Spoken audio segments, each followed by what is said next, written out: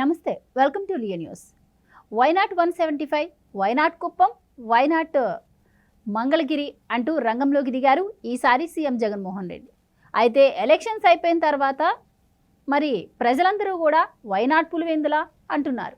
ఎందుకంటే మొన్నటికి మొన్న చూసాం, ఎలక్షన్ టైంలో ప్రచారానికి వచ్చిన పులివెందులలో భారతి గారికి ఎంత అవమానకర పరిస్థితులు ఎదురయ్యాయి. ఆ తర్వాత నిన్న భారతీ సిమెంట్స్కి సంబంధించినటువంటి లారీలను కూడా అక్కడ ప్రజలు అడ్డుకున్న పరిస్థితి. ఇక కడపలో మరి అవినాష్ను ఓడించేందుకు ఇటు షర్మిల గారు కావచ్చు, ఆవిడ కుటుంబం కావచ్చు ఎంతగా పోరాడారో మనందరికీ తెలిసిన విషయమే. అయితే అక్కడ జరగని అభివృద్ధి, వీడ ప్రచారం, ఇవన్నిటికీ ఎఫెక్ట్ కూడా ఈసారి జగన్మోహన్ రెడ్డికి గట్టిగానే తగిలే అవకాశం ఉంది. ఆయన ఓటమి కడప నుంచే మొదలవబోతుంది అన్న వార్తలు అయితే వినిపిస్తూ ఉన్నాయి. మరి దీని గురించి మరింత సమాచారం తెలుసుకునే ప్రయత్నం చేద్దాం. మనతో ఉన్నారు senior political journalist Durga Kumar గారు. నమస్కారం సార్. నమస్కారం. మా గోవర్ధన, మన వీక్షకులు కూడా నమస్కారం. Why not Kuppam, why not Mangalagiri, why not 175 అంటూ రంగంలోకి దిగారు జగన్మోహన్ రెడ్డి గారు. సో ఎలక్షన్స్ ముందు వరకు గట్టిగానే మాట్లాడారు. మరి ఎలక్షన్స్ అయిపోయిన తర్వాత కూడా ఎవరు బయటకు వచ్చి మాట్లాడుతున్న పరిస్థితి మనం చూడట్లేదు. దానిలో భాగంగా కొన్ని పరిస్థితులు కూడా వాళ్ళకి వ్యతిరేకంగా ఎదురవుతున్న సందర్భాలు కూడా మనం చూస్తూ ఉన్నాం. సో అక్కడ ప్రజలే అంటున్నారంట ఈసారి వైనాట్ పులివెందుల అని చెప్పి. సో ఎలా చూడొచ్చు అంటారు? మరి ఆయన పతనం అక్కడ నుంచే మొదలయ్యే అవకాశం ఉందంటారా? ఇప్పుడైతే వివేకానంద రెడ్డి గారి హత్య జరిగిందో ఆ రోజునే వైఎస్ రాజశేఖర రెడ్డి గారి కుటుంబ పతనం అనేది ప్రారంభమైందమ్మా. డబ్బుగా సంపాదించవచ్చు, వేల కోట్లు ఉండొచ్చు, కానీ కుటుంబానికి ఆయన ఉన్నప్పుడు ఉన్నంత బిగింపు కానీ, ప్రతిష్ట కానీ, ప్రజల్లో అభిమానం కానీ, ఆదరణ కానీ ఇప్పుడు ఖచ్చితంగా లేదని చెప్పొచ్చు. ఆయన పతనం అనేది కడప జిల్లా నుంచి కాదు, పులివెందులు కాదు, ఇంట్లో నుంచే మొదలైంది. ఆయన ఇంట్లో ఆయన సొంత చెల్లిలే ఇతను అంత కూడా చెప్పింది.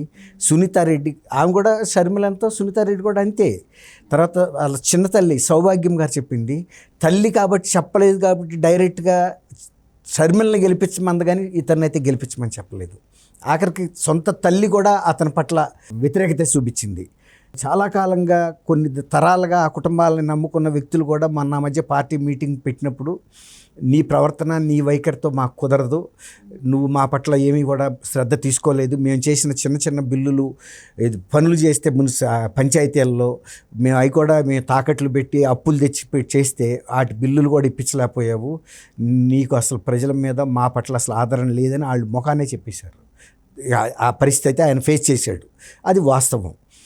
ఇంకా కాకపోతే ఏంటంటే, ఇంకా కొంతమంది మొన్న పులివెందుల్లో ఒక ఓటు జగన్మోహన్ రెడ్డికి, ఒక ఓటు షర్మిలకి వేద్దాము, ఎందుకంటే ఎంతైనా కూడా రాజశేఖర రెడ్డి కొడుకు కదా, తప్పులు చేశాడు, అతని అర్హుడు కాదు, కానీ మనకి విఘ్నత ఉండాలి, రాజశేఖర రెడ్డి గారి వాళ్ళు లేడు కాబట్టి మనం కొన్ని ఓట్లు వేద్దామని ప్రజల్ని వాళ్ళంతా వాళ్ళ విఘ్నత ప్రదర్శించి, వివేకానంద రెడ్డి గారి హత్యలో కూడా ఈయన పాత్ర ఉందని తెలిసినప్పటికీ కూడా ఇక జరిగింది ఏదో జరిగిపోయింది, కానీ రాజశేఖర రెడ్డి గారి మొహం చూసి కూడా కొంతమంది ఓట్లు వేశారని కూడా వింటున్నాం. అది ప్రజల విఘ్నత తప్ప వీళ్ళ గొప్పతనం కాదు.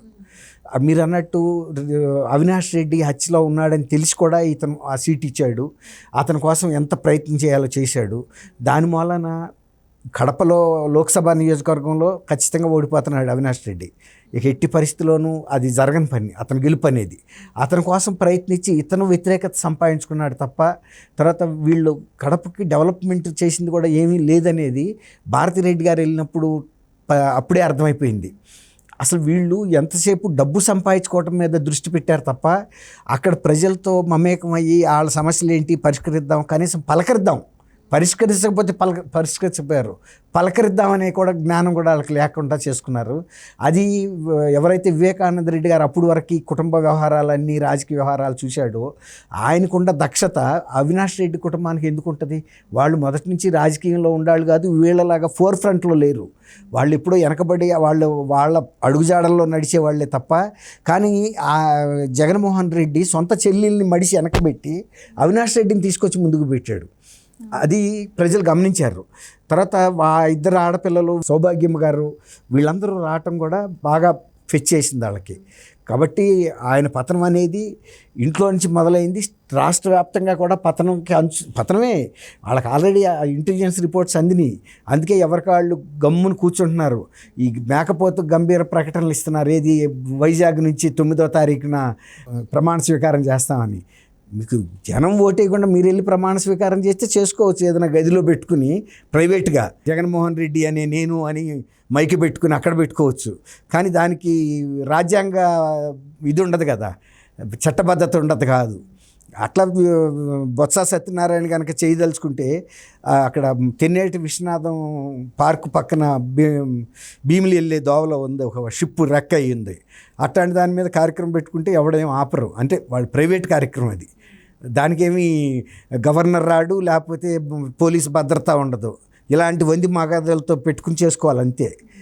పిచ్చి మాటలమ్మా. అయితే ఈయన ఈసారి వ్యతిరేకత వస్తుందని కొంతమందిని మార్చిన సందర్భం మనం చూసాము. కానీ ఈ ప్రచారంలో కూడా ఇంకా కొంతమంది అయితే ఉన్నారు. ఆ ప్రచారం విషయానికి వస్తే కూడా ఎవరైతే ఇప్పుడు పిన్నెల్లి గారు కావచ్చు, మరి అంబటి బొత్స సత్యనారాయణ గారు కావచ్చు, అవినాష్ రెడ్డి గారు కావచ్చు, వీళ్ళందరినీ పక్కన పెట్టుకొని వీళ్ళు చాలా సౌమ్యులు, అమాయకులు, మంచి వాళ్ళు, మంచి చేయడానికి ముందుంటారని చెప్పుకుంటూ వచ్చారు. ఎవరైతే చెప్పారో వాళ్ళ గురించి అంతకు ముందు నేర చరిత్ర ఉంది, ఆయన చెప్పిన తర్వాత కూడా వాళ్ళ గురించి సంఘటనలు బయటపడ్డ విషయం ఉంది. సో అలానే కడపలో కూడా కొంతమందికి ఇలా వ్యతిరేకత వస్తున్న వాళ్ళకి నియోజకవర్గంలో టికెట్లు ఇచ్చారు అని చెప్పి దానివల్ల కూడా చాలా వ్యతిరేకత ఉంది. దానివల్ల కూడా ఈసారి కడపలో వైసీపీ ఓడిపోవడానికి ఛాన్స్ ఉంది అని కూడా చెప్తున్నారు. మీరేం చెప్తారు? పరిచయం చేసిన వ్యక్తి ఏమైనా పునీతుడా?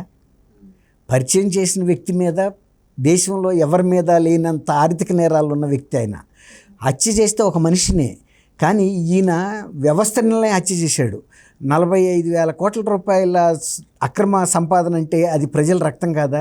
ఎంత రక్తం పీల్చి పిప్పి చేసి అక్కడ నిల్వ చేశాడు ఆ కోట్లు. కాబట్టి అసలు వ్యక్తే పెద్ద నేరస్తుడు అయినప్పుడు ఆయన చెప్పే వ్యక్తులు వీళ్ళు ఆయన ముందు చూస్తే చిన్న చిన్న పీనట్స్, బఠానీలు లాంటి వాళ్ళు. ఆయన ఒక ఏనుగు లాంటి వ్యక్తి, అంటే పెద్ద ఇంకా ఒక పర్వతం. అంత నేరస్తుడు చెప్తే వీళ్ళేమి నమ్మేం ఓట్లు వేయలేదు. ఆ వ్యక్తి కూడా తను స్వతహాగా ఉండే గుణాలేం దాచుకోవాలి. పిన్నెల్లి రామకృష్ణారెడ్డి గత 15 ఏళ్ళగా ఎలాంటి దౌర్జన్యం చేస్తున్నాడో ఎన్నికల రోజు కూడా చేశాడు. తనేం దాచుకోవాలి. అది కూడా బహిరంగంగా ఒక పోలింగ్ కేంద్రంలోనే చేశాడు. అది రికార్డ్ అయ్యింది, బయటకు వచ్చింది. ఇప్పుడు బయటకు వచ్చిన దాని గురించి చర్చిస్తున్నారు, కానీ ఎలా వచ్చిందని అసలు ఆ వ్యక్తి చేశాడా లేదా, ఎందుకు చేశాడనేది చర్చించట్లా. అక్కడే అలా తెలుస్తుంది బుద్ధి మాంద్యం ఎలా ఉందో. ఎప్పుడైనా సునిశ్చితంగా ఆలోచించి అసలు మన పార్టీ క్యాండిడేట్ ఇలాంటివి చేసినప్పుడు మనం ఖండించాలి. అవసరమైతే పార్టీ నుంచి సస్పెండ్ చేయాలి కదా, అది ప్రూవ్ అయ్యారాక. ఇప్పుడు ఎన్నికల్లో అంత అక్రమం చేసినట్టు మాకు వీడియోల ద్వారా తెలిసింది. మేము ఇమ్మీడియట్గా సస్పెండ్ చేస్తున్నాం. అతను గెలిచినా ఓడినా మా పార్టీకి సంబంధం లేదు. రేపు అతను కేసు తేలిన తర్వాత మాత్రమే మేము పార్టీలో పునర్నియామకం చేసుకుంటామని చెప్పాలి కదా. ఆ రోజుకు ఇప్పుడు కూడా వాళ్ళు చెప్పట్లా. అది ఎలా బయటకు వచ్చిందంటే ఆయన సొంత ఇంట్లో పగలగొట్టాడు. ఆయన బెడ్రూమ్లో పబ్లిక్ ప్లేస్లో పగలగొట్టినప్పుడు ఎట్టాగైనా బయటకు వస్తుంది. పబ్లిక్ ఇవాళ ఎక్కడ పడితే అక్కడ కెమెరాలు పెట్టి ఉంటున్నాయి, అవును కదా. తర్వాత ఎవరి దగ్గర పడితే వాళ్ళ దగ్గర సెల్ ఫోన్లు ఉన్నాయి. తర్వాత సిబ్బంది ఉన్నారు, ఆయన వెనకాల వచ్చిన మనుషులు ఉన్నారు. వాళ్ళే తీశారేమో, వాళ్ళే తీసి కూడా ఇచ్చి ఉండొచ్చు. వాళ్ళ రేపు అట్ట కూడా జరుగుతున్నాయి కదా. నాయకుల వెనకాల తిరుగుతున్న వాళ్ళకి వాళ్ళకి అసంతృప్తులు ఉంటున్నాయి వీళ్ళ మీద. వాళ్ళే చేస్తున్నారు ఇలాంటి లీకేజీలన్నీ. అది. Right sir, thank you thank you అమ్మా గోవర్ధన, మన వీక్షకులు.